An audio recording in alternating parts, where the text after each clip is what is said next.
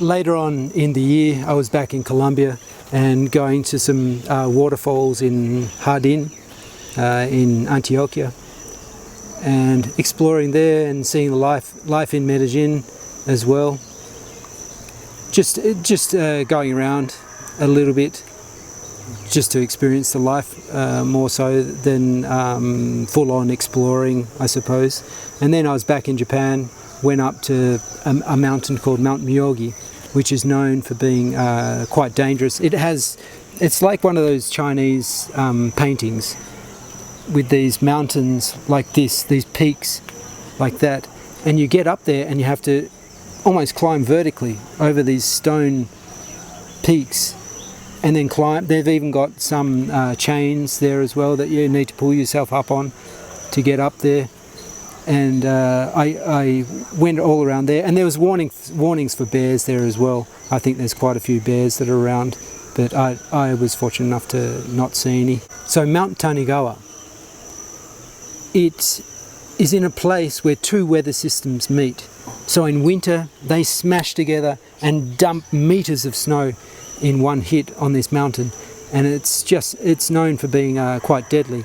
More people have died there than on Everest, because there were, I think, at least one huge incident where a lot of climbers died, but over 700 people have died there. And I went up there in winter. I just got a cable car halfway up, and then I walked up to the summit. But yeah, on the summit, there's just a massive cornice, huge, I don't know how many meters deep of snow up there.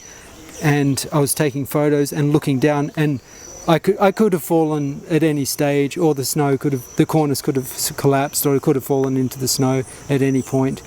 But just had a quick look around and then went back down. But it's a really nice mountain to go up, especially in winter, but it is very dangerous to climb. And I was actually stuck up on top for a little while as well, but I knew that the weather changed quickly as well, so it could get bad or good at any moment. So I just waited for a little bit, and then a window opened for me. A little bit of some clear skies came through, and then I went back down, and it was fine. But in those circumstances, then I never push it, because you usually get warnings when you're pushing too hard. You get a warning, but I suppose you need to be open to those warnings, otherwise you won't even feel them or see them. But I knew that it was time to go down, because if at any moment more snow could fall, wind could pick up and stuff, and it could bury the path as well, so I wouldn't know how to get down. Or I could see how to get down, but if if you go too far off to one side, then you might just fall through the snow or fall off the side. But yeah, I got back down, always with respect for the mountains. Then I went through the Izu Islands off Tokyo, a chain of islands that go out there, and it's easy to get ferries out there. And one of them has a desert up the top as well. That's pretty impressive. And then explored the other ones as well. So I went up to Hokkaido after that as well, and went around the entire island. That's the northern island of Japan, or in Japan, the largest island in the north. And I was going to go up a mountain called Mount Tokachi, but I could see that there was too much wind, and it was already cold heading up there. This is with steam coming out of the mountain stuff, really volcanic up there. But I could see it was too dangerous to keep going, so I turned back. And that happens as well. You need to know when to turn back from these places. And then there's another mountain called Mount Asama. It's about the 10th most active volcano in the world, I believe. And after I went there, it erupted as well. But it's a beautiful walk to go up there, near Karuizawa in Nagano. And so I walked up there and went up to the volcano itself, and I looked into it, and then it was billowing out some smoke, and you can see a bit of lava down the bottom. But it's an incredible place as well.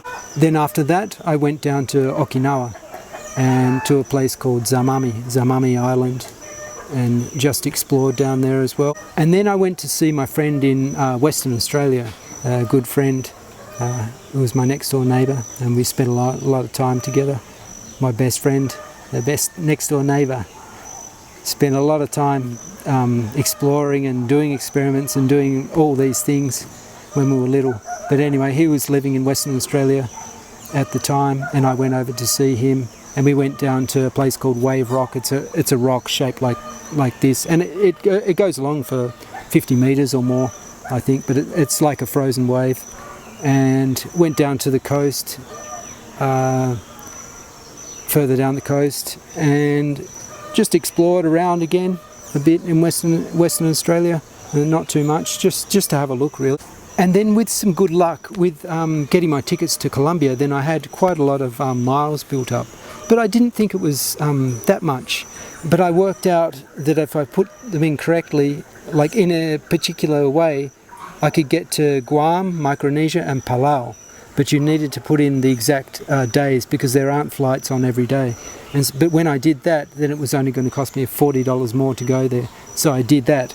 I went out there to Guam to have a look, and then to Micronesia, to an island called Yap, and I swam with giant manta rays about 4 meters wide, and arrowfish that they squirt water out of their mouth from where they are, like in a vertical position, and fire it into the leaves above them to get insects. They knock them off the leaves, and then when they go in the water, then the fish grab them. So that was pretty unique to see. And one time I was swimming, snorkeling, and the water seemed to be about 40 degrees. It was really warm, the warmest I'd ever felt.